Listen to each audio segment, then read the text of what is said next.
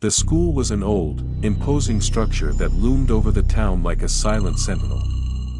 Its halls, once filled with the laughter of children, now stood empty and desolate in the moonlight. As the new security guard, I had been warned about strange occurrences at night, but nothing could have prepared me for what I was about to experience.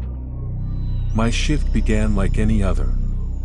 The sun dipped below the horizon, casting long shadows that seemed to stretch and twist with the fading light. I made my rounds, checking the locks and securing the premises for the night ahead. Everything seemed normal until I reached the auditorium. The auditorium was a cavernous space, its rows of seats empty and the stage bathed in an eerie half-light. In the center of the room stood a large mirror, its surface cracked and dusty with age. As I approached it, I caught a glimpse of movement out of the corner of my eye. I turned, but there was nothing there. Shaking off the feeling of unease, I continued my patrol. But as the night wore on, I couldn't shake the feeling that something was watching me. Every creak of the floorboards, every whisper of the wind seemed to be amplified in the silence, sending shivers down my spine. Then, as the clock struck midnight, a sound echoed through the halls, a sound that hadn't been heard in years. It was the tolling of a bell, deep and resonant, coming from the tower high above. I knew that bell hadn't rung in decades, yet there it was, its ominous peal sending chills down my spine. Determined to get to the bottom of this mystery, I made my way to the tower. The stairs creaked beneath my feet as I climbed higher and higher, the sound of the bell growing louder with each step. When I finally reached the top, the bell was still, but the air was thick with an oppressive silence. As I descended, I heard a faint whisper, barely audible over the sound of my own racing heart. It seemed to be coming from the mirror in the auditorium. I approached it cautiously, my breath catching in my throat. In the mirror, I saw a child. But this was no ordinary child. Its eyes were hollow and lifeless, and its head was missing, a gaping wound where it should have been. I recoiled in horror, but the figure in the mirror reached out towards me, its mouth moving soundlessly as if trying to speak. I stumbled back, my heart pounding in my chest.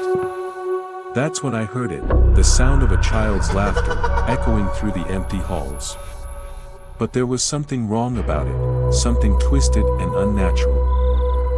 I fled the auditorium, the laughter following me like a ghostly echo. I knew then that this school held secrets darker than I could have imagined. And as I continued my rounds, I couldn't shake the feeling that I was being watched by unseen eyes, and that the phantom bell was just the beginning of something far more sinister. As the night wore on, the school seemed to come alive with a malevolent energy. Shadows danced in the corners of my vision, and I heard whispers that seemed to come from nowhere. I tried to tell myself that it was just my imagination, but deep down, I knew that something was terribly wrong. Then, as I passed by the old janitor's closet, I heard a sound that made my blood run cold, a child's voice, calling out for help. I hesitated for a moment, then cautiously opened the door. The closet was empty, but the voice persisted, growing louder and more desperate with each passing second. I followed the sound down the hallway, my footsteps echoing in the empty corridors. The voice led me to the school's old bathroom, its door hanging slightly ajar. As I pushed it open, a chill ran down my spine. The bathroom was empty, but I could sense that I was not alone. And then I saw it, a figure standing in the far corner of the room, its back turned to me. It was the child from the mirror, its form flickering in and out of focus as if it were not entirely solid. "Who are you?" I demanded, my voice trembling with fear. The figure turned slowly to face me, and what I saw made my blood run cold. Its eyes were empty sockets, and its mouth was twisted into a grotesque grin.